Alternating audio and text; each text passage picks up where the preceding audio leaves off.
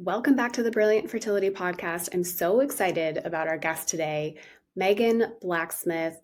Now, Megan is near and dear to my heart because she is one of my mentors and trainers in the world of hypnotherapy, neurolinguistic programming, timeline technique, and she is, no joke, a mindset ninja. Just her very gentle, curious, humorous approach to change work and transformation is incredible. Megan is the co-founder of Zesty and the Becoming Zesty podcast, which is how I found her. Gosh, 7, 8, maybe 9 years ago even. We talk about that a little bit in this episode. And Megan trains coaches, practitioners, leaders with the tools for faster transformation. So when we find ourselves fighting ourselves along the way, the use of functional NLP, and I've found especially the way Megan uses NLP is just incredible to create a very compassionate coaching environment and change work. Can't wait for you to hear this discussion. We get into some fun stories, a really wild story about her first labor and how it just totally stopped at the point of active labor. So I can't wait for you to hear that part. And let's take it away. Megan, I'm so happy to see your face. I'm so happy to have you on the podcast. And I think it would be kind of fun for people to know the 10 minutes leading into us actually hitting record, all the little bullshit that happened that made us go, is this a sign or do we push through? Which is like a whole metaphor for life, I feel like. It's the never-ending question. Am I getting redirected or is it time to double down? Yes. And so the internet went out in my building. It's the first time I've actually recorded with a guest in my building. And of course, the internet goes out. Then my headphone glitches. There's a weird buzzing sound. And it's like, okay, are we just not supposed to do this today? Or is this one of those things where it's like, no, you must persevere. Like this is your sign to overcome. Right. And I know if we didn't do it today, I'm traveling for like the next month. And so it's always that question of, what is it supposed to be in a month? And then I'm going to have something genius to say in a month? Or are we supposed to have some lesson from this hiccup? Yeah. And I think that comes into play with so many things in life. You know, people are always asking me about these like really big, hard decisions on their fertility journey. And like the timing of things is so pertinent because it's like, oh, I'm doing IVF. Do I time it this cycle? Do my embryo transfer next month or do I do it the month after? And it's like, you know, leaning into trusting that whatever you choose to do in this moment is going to result in the lessons you're meant to learn. I can only imagine when you're making a decision like that then dictates so many other things in your life of how many rounds, when you would actually have a baby, then it is so much harder to just be like, oh, it's a podcast, I'll do it in a month. Because I was like, should we just reschedule, Katie? Right? I mean, it's a podcast. It is. Yeah. And we would have been fine no matter what. Yes. So it's like these little, how we practice in these little moments might really help us in those bigger moments. But yeah, I mean, those are the day-to-day conversations that I'm having with my clients. And, you know, part of the reason I wanted to have you on the podcast is because I've learned so much from you through our trainings with NLP and hypnosis and timeline technique, but ultimately in how these all play into our day-to-day habits and how those habits, not just of like, when do we brush our teeth, but like our habitual thoughts and how our underlying subconscious patterns play into our ability to create healthier habits. Like those are the conversations that I'm having with people that really help them to make these decisions. Like if I tell someone, hey, we've got at minimum 3 months that I would really love to get some foundational habits in place to prepare your body for a healthy pregnancy. Mm-hmm. And it's not just about checking things off on a list, but like, where do we begin with creating foundational habits in our subconscious? That's why I wanted you here. Yes. I just fresh off of a week-long training. Our NLP trainings are, as Katie knows, she's been to it, but it's 7 days, very intensive. And one of the things that stood out to me, it stands out to me every time, but what stood out to me this time, because I had a really good friend attending. And so she's there not for health reasons. She's there for language reasons and business reasons and subconscious, reprogramming of believing she can have everything she wants. And so she goes through the week and does all the processes, right? And then on the last day, we're getting in the car to leave. We're getting the car to go to the airport, and she's sitting in the back with me. And I know her so well. I know she never wants to sit in the back in the middle because she has a history with a car crash that makes her really, really nervous in the car when someone else is driving. And so she's sitting next to me, and all of a sudden she's like, I feel totally fine and good, and I'm not worried at all. And I'm like, well, did you work on that this week? Because I don't know what she did for every exercise, right? There's 30 different times where you could do an exercise. So there's the phobia model. Maybe she worked on that. And she's like, no, I didn't even remember that I didn't even think to work on the fact that the car is a trigger.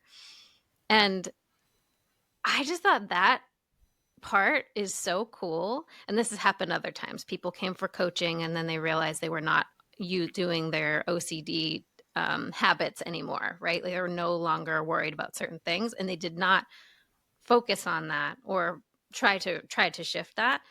But when we clear out these deep significant emotional events from our childhood, deep patterns and habits and beliefs about how we are in the world, what we deserve in the world, what it takes to be healthy, what it takes to trust your intuition around your body. Like when we get to those core things, then all this other stuff shifts that maybe she didn't even think to work on, right?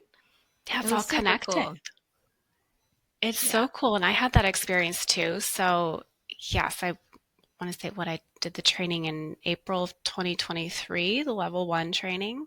Mm-hmm. And I was so lucky that I stayed in an Airbnb with a bunch of other people who were in the training, and we were all like, we're very type A individuals who, like, we don't just go home from the training and put our feet up. We were like, let's keep practicing.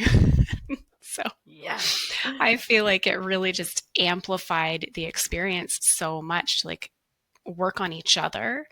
And I had, I think, like the biggest core belief that shifted for me during that training, or the realization that I had. We were sitting in one of the parts of the training where you and Alex were just sort of telling a story.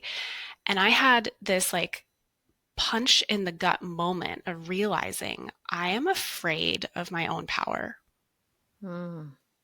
And I had to just like excuse myself to go to the bathroom and like cry for a while because I was so shaken by that. Like I had never consciously been aware of that.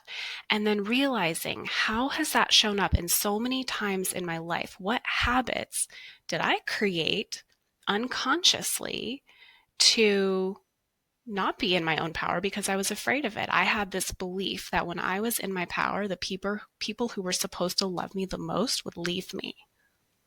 Mm.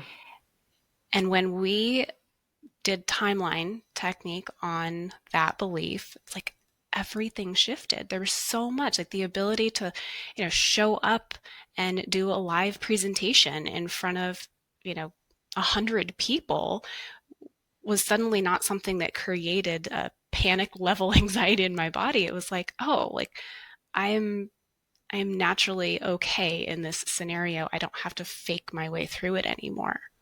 Mm-hmm. And how does that play out, in other people's stories. Like if they set this goal of like, all right, it's January 1st and I'm going to eat really, really clean. And this is it. This is like, now I'm going to be healthy. But like what happens if they have these unconscious beliefs that they're not worthy of health? They don't deserve to have everything they want. Right. And then we get to see in reality what shows up. We get to see what those hidden beliefs are, because whatever's underneath there is what's going to show up real time. I think, Katie, I had a similar one, like a belief that came through really, really strongly, like you're with the power one. For me, it was about essentially not trusting myself to not override my body. So when I trained for a marathon, this is a long time ago, before my daughter was born, so she's 15. But when I did train for a marathon, I ran myself into the ground. I got shingles at 27. There was no other reason other than just like literally stressing myself from choosing to run for fun.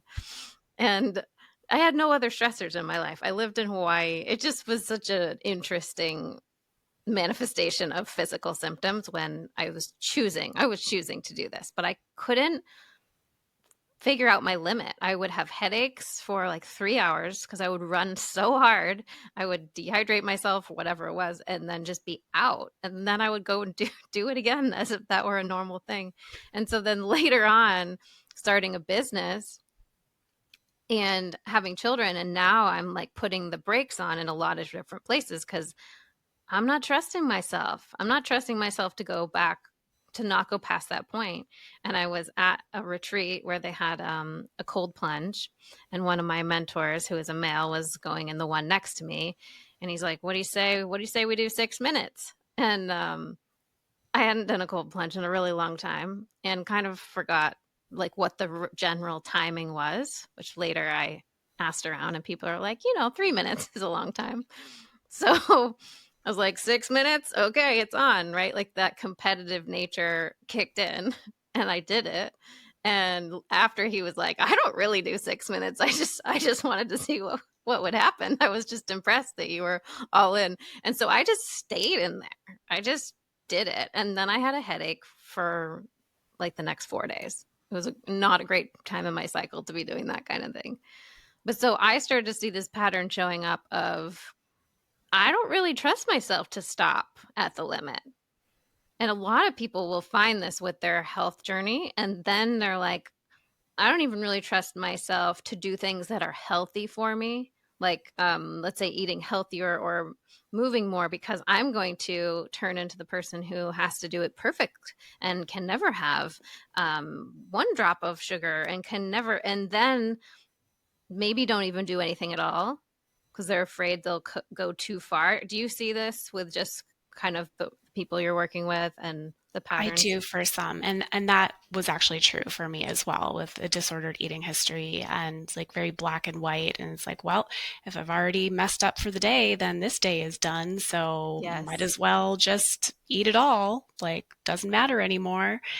And so, yes, I absolutely observed that. And that seems to be a pattern with all of us type A who did really well in school and then decided to go for success in our business or success in our life or our family. And what I've seen a pattern is almost like the better someone was at doing the school thing well, like they were really great at getting good grades or doing what the coach said, the better they are at that, the harder it is to really tap into what is my body telling me. Because those people that we worked with were so good, they could override anything. They'd be like, okay, you tell me to do this on Monday, Wednesday, Friday, we're eating raisins upside down. Okay. Right? Like they could do it. And that's great. I'm like, most compliant client ever, feels like we get great results. And those were not our clients that were getting great results with health. Those were the ones that it wouldn't match up. I'm like, if I were doing all that, I think I'd feel great. It wouldn't match up with what their actual results is. And so it kept coming back to not really being able to hear their own body, their own signals. For me, overriding in an extreme way. For some people, just not even hearing them to begin with. Absolutely. Yeah. And oh man, there's like so many tangents I could take this on. I'm trying to allow my brain to just like land on one. But I think in my personal experience, like, yes, I could override. Part of it was like my own competitive nature of, if we were told we have this project, it's due on this date, whoever gets it in first. And I mean, I even did this at your training. There was a little competition, and I was like, of course I'm going to win that competition. But like, it hadn't even been on my mind until it was part of it. And so just like noticing those patterns of how even I still do that. And then now I have tools to step back and go like, is this something I actually want that would be good for me and everyone in my vicinity? Or am I just doing this for the sake of being type A? Winning. And yes. Winning, getting the A plus. And, there are some things that we might be able to see a positive result like in business, but with fertility, with how that plays out in health, it could just lead to more problems. It could lead to burnout if we're not really mindful. Yeah, it's almost like the opposite in that slowing down is the most important factor when you're preparing your body for a baby. And Yes. Slowing down is not how we were taught that we win. That wasn't the success formula. That was the opposite. You push harder, you do more, you try harder, right? And then you win. You turn in more assignments, you get better grades. So this programming is so deep of this is how I receive love, this is how I receive acceptance, this is how I receive significance. And now I'm being asked to do the opposite. Like I'm asked to just take care of myself, like really fuel my body, really like calm it down, calm down my nervous system, be able to hear its message, which in today's culture, basically most of the time the message is you're doing too much. Would you agree, Katie? Oh yeah. Yeah. And I think it really challenges everything that we've been raised with, especially with the idea of what a healthy habit is.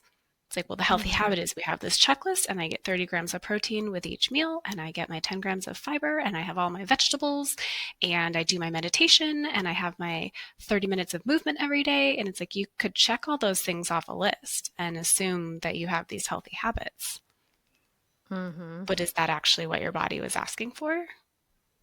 Yeah. And what's underneath that? So if underneath that was a need to prove, then now we've hit our dopamine cycle to get that little hit of I've proven. And like you said, was that really what the body wanted and needed? I mean, great to have on our list slowing down, even if we have to use it as a checklist in the beginning. And like, when do we get to the point that we really, really understand that all subconscious shifts and seeing what's there, we can take action and do some things. And then, like you said, you got to see the pattern. Even at training, you're getting to see the pattern of like, oh, I needed to be the one to win, to hand it in first, to do the thing. And then we're like, now we get to see where else am I doing that? Am I trying to win this fertility journey? And am I trying to be the best at it? Am I trying to get it in the shortest amount of time? Right? Like we see the same pattern mapped over to something that's the physical body and doesn't always apply. I have an amazing client who is wanting to have a baby, and as we started to talk through it, she's like, nope, I'm gonna do this is my timeline, this is when the next round is for IVF. Like she's very systematic, she's a very detailed person, and we just got into a deeper conversation of, all right, well, what's gonna happen when you have a baby and what won't happen when you have a baby. I just started asking some deeper questions, and as she started talking, it got deep really, really quickly, and she realized that she wants a baby, and equally has a belief that she will completely lose connection with someone in her life because of it. And so there was this push and pull of, yes, I want this, and I'm a certain age, and this is how it's supposed to be, and I was meant to be a mom. and I am going to lose this other person in my life and potentially my career. Those were some competing beliefs that were coming up. And she kind of looked at me like, holy cow, I didn't know that was there. And these were, as you know, Katie, the power of maybe 2 or 3 specific questions pulled this to the surface. And, you know, she has the spiritual beliefs or the energetic beliefs that for her, she's like, oh gosh, I see exactly why this hasn't happened yet. Well, separate from physical things going on, because they'd been told that there weren't physical things going on. But she's like, even if there are, of course my body was not receiving this. Like, if this is what I believe will happen as the outcome, we're not going to do that to ourselves. Our bodies know, you know, they're so intelligent that it's the person who's driving to work every day and is like, this job's going to kill me. You know, they eventually get the ulcer or the thing that stops them from going to the job, because your subconscious is like, hey, lady, this is going to kill you. We got to get you out of this because you keep driving there. Right. And it seems so, and it's become so obvious when you start to really look at what our body does and what our health does. And when you can zoom out enough and realize that the physical symptoms can actually be stopping you from something, and myself included. I had a whole mold detox journey that I took probably 6 months longer than physically was necessary, because I had a belief that was the only way I got help from people. My mom was driving the kids. My husband started making meals. And I really do truly believe I stayed sick much, much longer, because when I ran my labs and I'd been doing all the physical things to remove the mold from my body, it was gone. But my mind was like, but you're getting help now. Yeah. That's the only way you get some help, you know? Yeah. So what's the secondary gain of some of the ways in which our body might be presenting symptoms, or we have these patterns in our lives? And I can just even hear possibly a listener in their own mind thinking right now, oh, great, so this is my fault.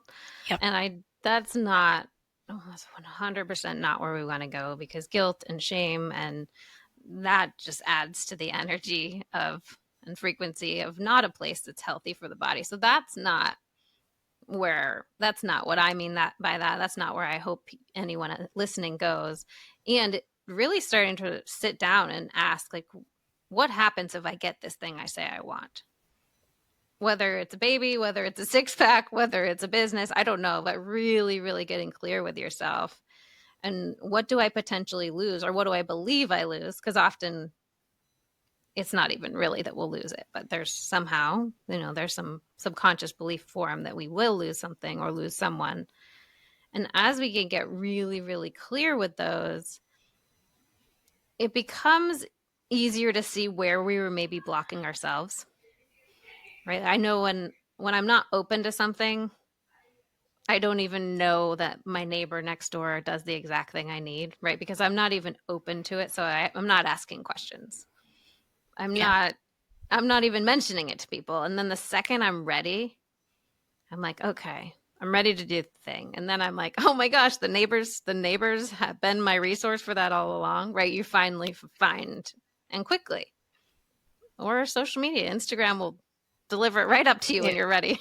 Well, and isn't that funny? I just, so that our listeners have a little bit of background, like how I came to even do your trainings, like I was maybe, 8, 9 years ago. How long has the Zesty podcast been around?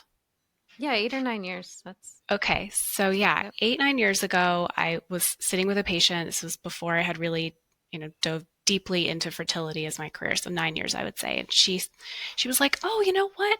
I started listening to a podcast. It's called The Zesty Ginger. You would love it. It's totally up your alley of like hormones and gut health and stuff. And I was like, oh, cool. And I started listening. I was like, yeah, this is a fun podcast. I like this. And I followed it for a long time, and then got to a stretch of life where I just didn't even listen to podcasts at all for like 4 years probably. And then maybe, 3 years ago, started listening to it again. I was like, this is very different content than what you started with. You were talking about the subconscious, and you were telling the stories of the things that had happened in your life that I just related so much to. And I was like, well, this is much juicier. Exactly. And I feel like, something landed in a way that I just messaged you on Instagram, and we started a dialogue over a period of time that when you started doing the trainings for NLP for providers, I was like, I don't know the timeline of this, but I know that, like, gut feeling, I have to do this.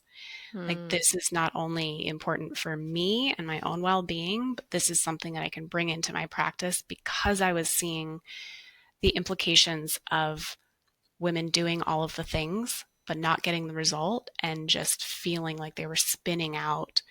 And I was like, no, I had a gut feeling that, like, there's a different way that we can be doing this. It involves slowing down, regulating the nervous system, connecting to intuition. And I think I was intuitively starting to incorporate those, but was like, I am not necessarily qualified to be doing this. What training do I need to do to actually put this into the world in a way that is appropriate? And so that's how I came to actually do your trainings. And it's been incredible to use these tools with my patients and in my program. So thank you. That's basically the same thing that happened for me, Katie. So we were my business partner and I were in functional medicine, hormone health space. And I just went to NLP training for personal reasons. Just really having a hard time with resentment for some certain people in my life. And I was like, I need some tools. I need some forgiveness. And when I left there, I realized, like, oh, these are things that would definitely help with health coaching. I had seen lots of people who, like Katie, I feel like I'm very good I build rapport easily, and people tell me things. So they would just dump the information, and I started to connect. I'm like, oh my gosh, so you want to lose weight, but you also know that if you lose weight, your mom who was so mean to you and told you had to, and basically you felt like you couldn't get love unless you were a certain size. It's kind of like you're going to be proving her right. Like we would discover these deep connections, and the person was like, yes, I literally don't want my mom to win, and I'm holding on to extra weight to, like, keep her from winning, but it's only hurting me. Like, this is crazy. And we'd realize, we'd come to these cool realizations. We're like, oh, it was all because of that event when my sister did that thing. And then I'd look at the person and be like, all right, what do we do now? Like, we found it, but how do we change it? And some people, just having the realization alone, they could have a huge shift that then there changes their identity, it changes their habits, it changes their beliefs. But for most people, the NLP process was where I found, like, there are actual tools to speak directly to someone's unconscious mind, to take that critical faculty, take the part of their mind that's blocking change, the part of their mind that wants to keep them the same and safe, help pull that out so that they can actually directly take on something new that they want to take on. And then they have to go live that repeatedly, so they can really fire in those new neural pathways. They can really become that identity. And as they do, they will find, oh, now I see there's some other layer. Up, now I see there's an upper limit to success. And just living it, clearing the subconscious, living it, clearing the subconscious. And now I was watching people who had been taking all the protocols and doing all the amazing things. It looked great on paper, and even the stress management and even the meditation. And now magically their hormone levels are shifting. And I'm like, oh gosh, this is so cool. Like, I know the power of the brain and the mind, and it really would blow me away, especially when they were doing the physical body things. It's that I, at the time, felt like this is the thing. This is all you need to do. But their belief and their mind was keeping their body from even absorbing, like, progesterone, for example. Yeah. And now, oh, look, we can actually use it because we believe we're worthy of healing, because we believe we're worthy of a life that looks amazing, or because we believe we're safe to even just be in this world. I find for women, there's the, am I worthy? But for women, it's also like, am I safe? most of the beliefs for me go back to, am I safe? Like, am I safe to be visible? Am I worthy? I'm a little more like, yeah, I'm worthy. But when someone's like, yeah, but are you safe? I'm like, oh, am I safe? For me, I think it was both. But I mean, safety in the body, especially with conception, it's huge. Why does it feel safe on a conscious or unconscious level? Like, we now know that the ovaries have sympathetic nerve endings in them. So when we are in fight or flight, even if we've adapted to it in such a way that we're like, I'm fine, I don't feel stress. It's like, if we have a bunch of tabs open telling us, like, you're not safe, you have to be vigilant, like, that changes our physiology. Totally. And what I experienced such real time when I had my first daughter and I was in labor. It was going to go to the hospital at any moment. I forget how far apart contractions are. This was 15 years ago, but it was the time where I was like, this is the time to go. And someone came to the door. It was a very scary situation. And we were told we need to move out where we were living, like in that moment. And I'm in labor. I'm in the middle of full labor. And I'm like, how am I even going to, 1, walk to the door, 2, talk to this person, 3, when I found out what was happening, like, what? We have to move our stuff. And as I'm standing there talking to this man, there was also a police officer and a locksmith because they were changing the locks. I was like, it's been however many minutes, 6 minutes. And like, clearly, I've not had a contraction. And then we're still talking 10 minutes later. And I'm like, okay, body is still paused. And my labor completely paused for the next 9 hours. We moved stuff out of the house. Like, we got out of that very scary situation. And then when we were done, we had all the stuff out. Some amazingly kind person let us move things into storage. We were all out. My mom's there, my husband's there, and we get into the car and we're like, okay, we're driving to the Airbnb. Like, we're safe. It's fine. We'll figure it out. We're resourceful. And the second I got in that car, I'm like, oh, I'm sorry, y'all. Like, I know you want to go to the Airbnb, but we're going to the hospital. My full labor, came right back on, and I went to the hospital and had a baby. And I know that, I know a woman's body and protecting a child. I know how crazy powerful that is. But to experience, like, it to just stop when it's such a powerful force when it is happening, and for it to just stop, like, stress sign, not safe to have a baby here, you're done. That makes me realize how easily it is for our bodies also to be like, hey, I'm not even going to let you get pregnant because, right, it is not safe to bring a human into this stressful situation, because we want only, of course, the best for our family and for our children. And we want to do it in a way that our body knows, like, I can totally handle this. We're in a good place to do it. So at the same time, we're incredibly resilient. So it doesn't take much, right, to be able to get in a place where, but that was one of the most powerful examples from my own body I think I've ever experienced.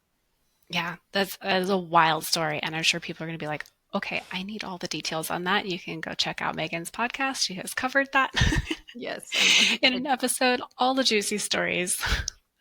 And I had a not so similar, but like the experience with labor. I was supposed to be in a birth center. And when I arrived, my temperature was slightly elevated. Mind you, it was the end of July in Tucson, Arizona. We'd been in the car for an hour, dropping my dog off somewhere and getting across town to the birth center. And this place is kind of known for risking people out at the drop of a hat. And so it's like my temperature was a little elevated and they were like, we don't like it. Go to the hospital. And my water had already broken. Like my contractions were like 4 to 6 minutes apart at that point. And I was like, really?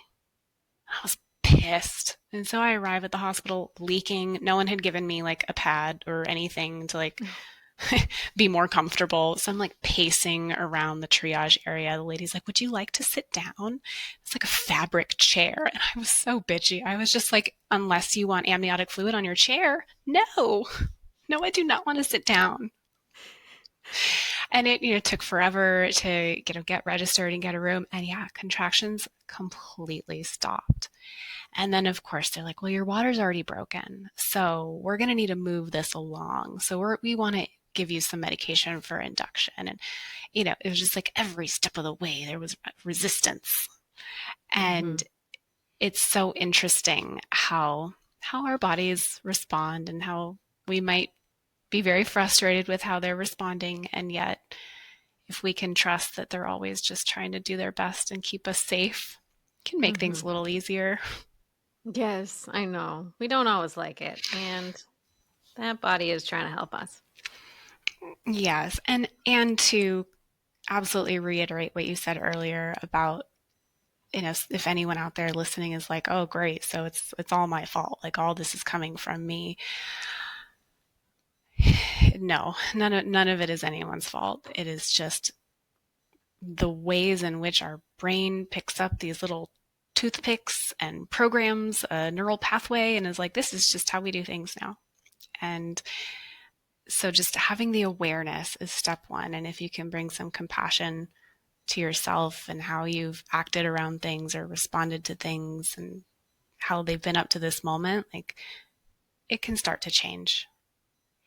Well, I think a great way to realize that it's absolutely not our fault is to think about the fact that everything that was formed in the subconscious from our belief standpoint and all of our habits and our strategies were formed under 7 years old. So it's our parents' fault. Yeah. So we get to blame someone else now. Or whatever caregiver, right? So anytime there's a strong emotional charge and an event, then whatever we make that mean will be downloaded into the subconscious, right? So if you get yelled at on a trip for being too slow, being in the back, and then you feel like, oh my gosh, I was shamed, or that was embarrassing, and you have a really strong emotional response as a 5-year-old, then you may have downloaded like, you got to keep up, right? Like, you get yelled at if you're too slow. Okay, great. Now we have that little belief you got to keep up. But then there might be something conflicting later, like something where you're always trying to be the best. And they're like, hey, you're too cocky. Like, don't be so much. You're always trying to be the best, and you get put down for that. And now you have another, and maybe it's a conflicting belief.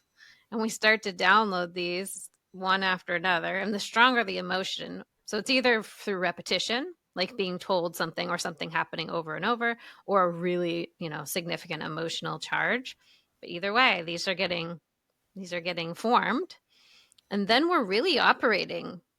I mean, we really are operating from that for the rest of our life, unless we learn this kind of process where we're actually going into change beliefs on purpose. I mean, you can change them, but the on purpose part is the key, because if we aren't going for on purpose, then we're always looking to just secure what we already know. It's like when you learn something, you want to be able to just put it in a box, right? Of something you already know, because we delete, we distort, we generalize to make it so that the brain can handle all the input coming in. If we didn't, we'd be figuring everything out from scratch. There'd be too much. So because of that, we're always taking whatever comes in, and we're like, okay, that person looked at me in that way. I already kind of have the belief that I'm not doing a great job, so that look must mean this, and then we add to it. And we just keep building up the resume of whatever those beliefs are. Oh, there's another example. Great, perfect. Put it in that pile and just have our little piles of beliefs, and then they become really, really strong over time. So that's why it takes the kind of focus process that you and I are doing to then go in and say, here's how this is showing up in the world. Here's what you'd actually like, and go in and shift from whatever that original event was, so that the person can have a new choice. Like, now I choose to operate with this new belief, and then run with that. Yeah. And choice is so powerful.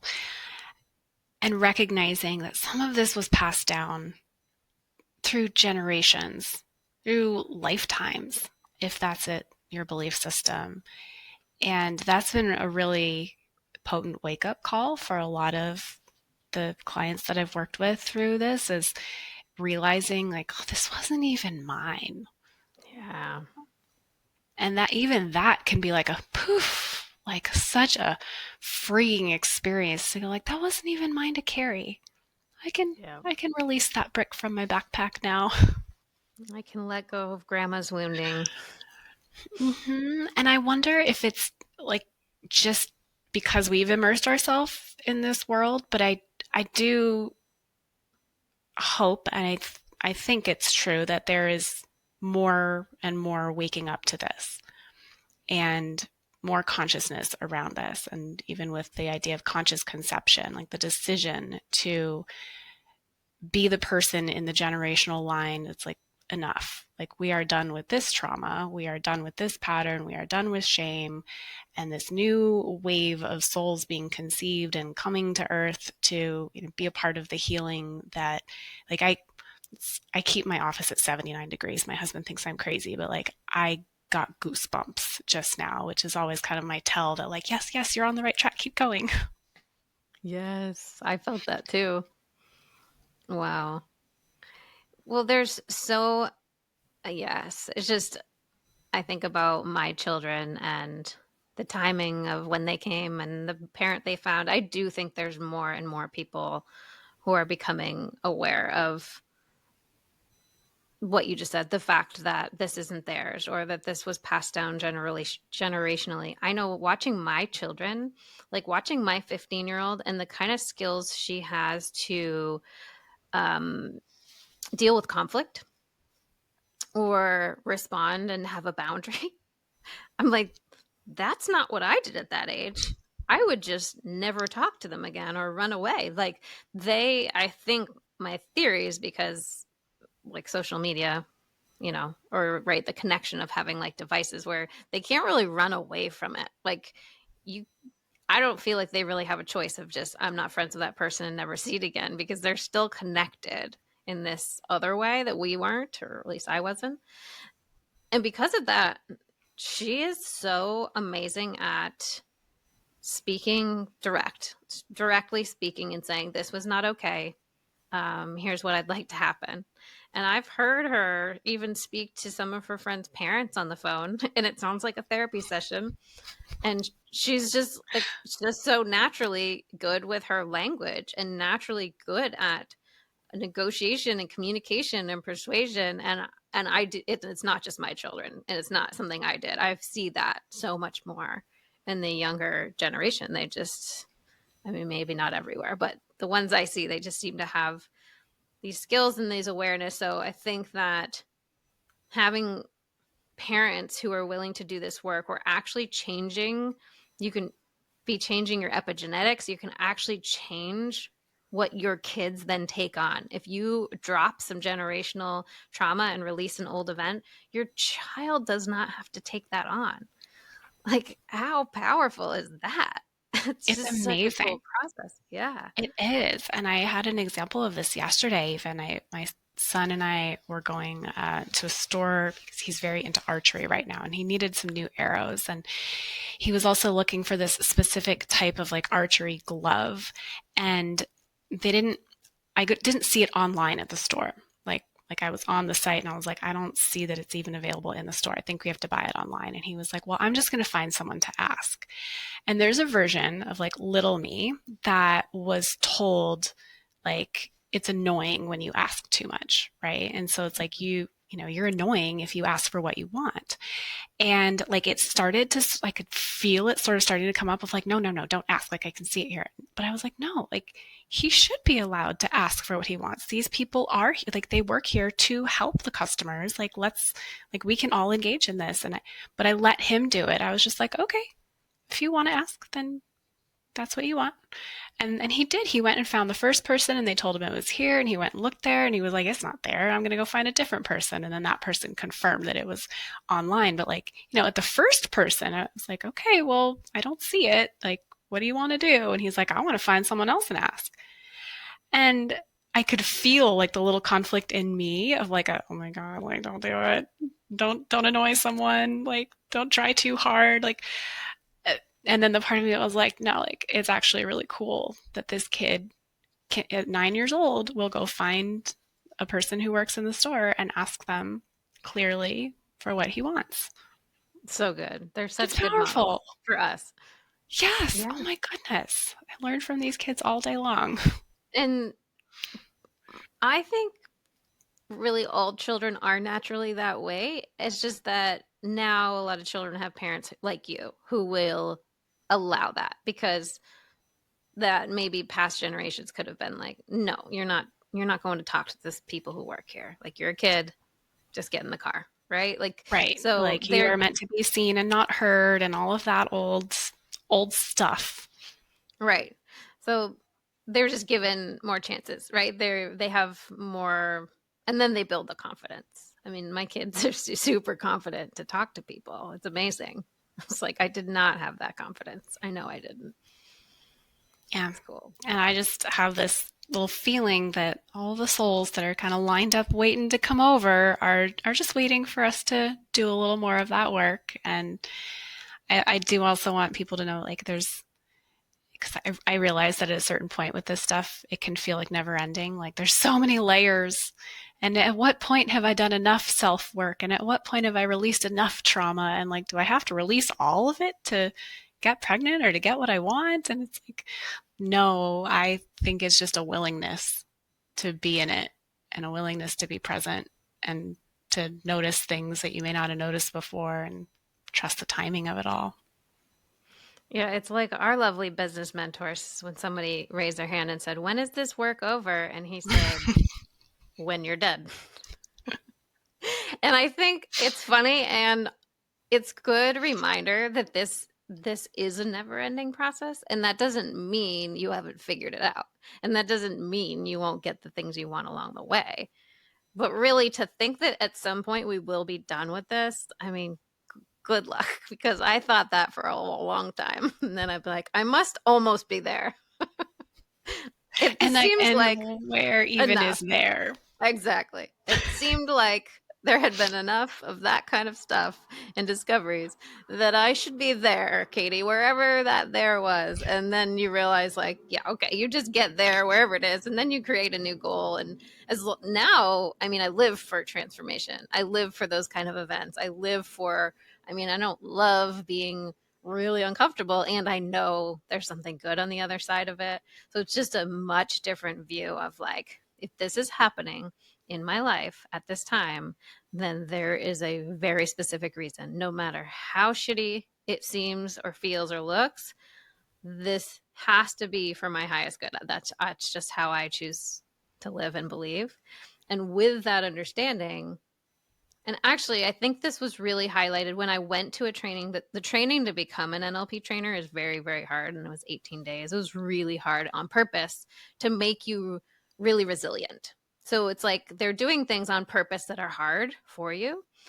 And because I knew what they were doing. I mean, I'm like, okay, you're kind of being a jerk, or okay, there's no reason I couldn't have 2 more minutes. But I knew they were being hard on us so that we would be better, so that we would, really take on these skills. So I didn't get mad. I was just like, almost kind of grinning, like, okay, fine, those are the rules. And when I left there, I was like, wait, why was I not mad? Because if someone had done that in regular life, I would probably be irritated. But because I knew, I was like, I paid to be in this container where you're going to be hard on me on purpose. I signed up for this to grow and to transform and get better. Then now I'm okay. And so when I left there, I was like, what if I actually just lived like I signed up for this? Some of it's really going to suck.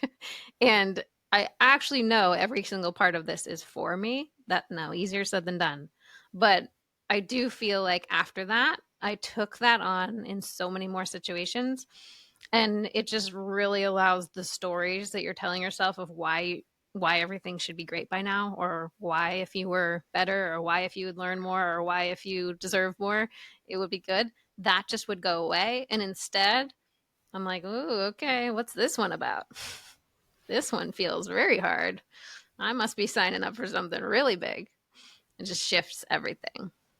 Yeah, because we can't control life. And I think the harder we try to grip, that control, the more resistance we have, Absolutely. Truly the more challenging it is. And maybe it's one of the, greatest challenges of being human, to learn how to surrender be in the journey versus like just trying to get to the next thing, just trying to control the outcome, just trying to control the timeline. It's like when we can just accept, like, I can't control any of that shit, but I can try to become the best version of myself through it.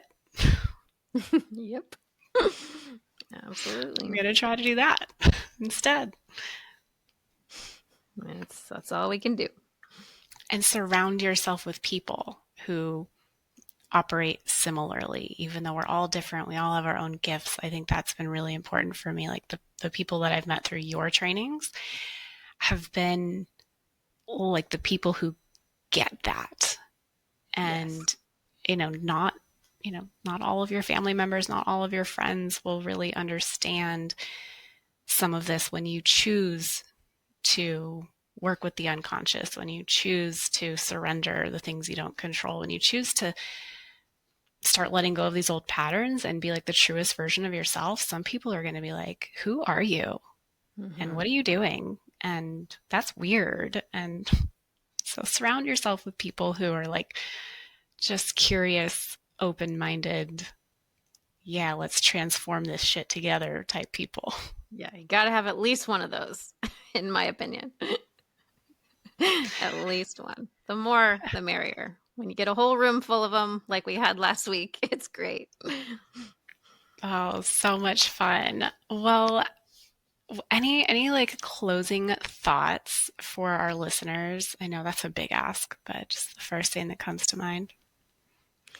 Yeah, I think that just taking that one next step, like that one next area. I think the hardest part is when we zoom out really, really far of like, oh my God, but if this doesn't happen, then I won't have that. And then this won't happen. And then my life will be this way. So we can zoom out really, really far and just look at like the one next part of this. Like, what's the one next step that I want to go well in this process? And what is stopping me from that? Right? Because as soon as we go all the way down the line, like 5 years down the line, or the timing, or like things that we really can't control, then that just ends up being so much extra, negative emotion in our body, and shame and regret and resentment and that kind of thing, which of course doesn't help the journey. So it's like, we could just be asked, what's the one next thing I'm going for? And then discover like, what is our strategy to get there? What would be any belief that would be in the way, or any emotion that's in the way?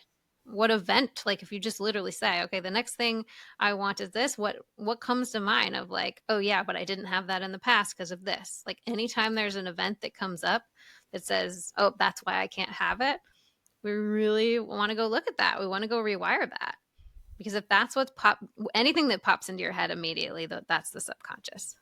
And then you can easily just brush it off. But if it popped up, like, it's time to look at it. Just maybe moving towards those things that maybe we don't want to look at. Yeah.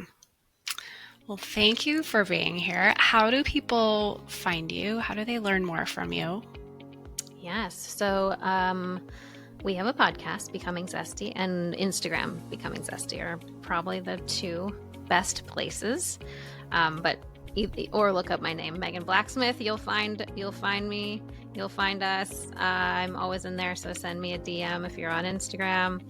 We have a couple trainings a year. If anyone wants to come do the whole process, become an NLP practitioner, if you want to just come for your personal reasons and really spend 6 or 7 days rewiring, I'm happy to talk to you about it. Yeah, and ditto here. I mean, it was an incredible process. So anyone who wants to get an objective feel of that from me. Yes. The good, the bad, the ugly, but mostly the good. Yes, exactly. The trauma shakes and all that fun stuff. Yeah, you're selling it. Just, you'll be shaking on the floor. It's cool. But truly, thank you so much for the work that you do, Megan. It's been transformational for me, and the ripple effects from me being able to bring this work into my practice and use these tools with my clients and in my program has been game-changing. So I appreciate you, Katie. The fact that there's people out there that get to combine your amazing knowledge of the physical body and from a doctor and combine that with just the shifts at a subconscious level, the emotional body, that's so powerful. And just everyone here, they're just lucky to have you and that there's a practitioner doing this. So thank you for doing that work. I received that. All right, you guys, I will put all of Megan's links to the Becoming Zesty podcast, Instagram, etc. in the show notes, and go check out their podcast. That's where I started on my journey with transformation. And it's been such a wild and satisfying ride. Thanks, Katie.